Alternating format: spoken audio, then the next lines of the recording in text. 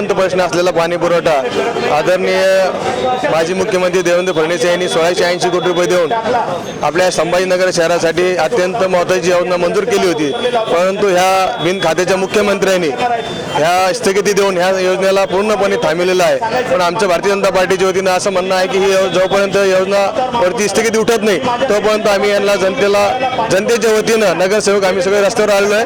ह्या काही दिवसानंतर जनतेला सुद्धा याच्यामध्ये सहभागी करून घेऊ, मोठ्या प्रमाणामध्ये हा लढा उभारू आणि यांना ह्या सरकारला ही स्थगिती उठवण्यासाठी आम्ही भाग पाडू।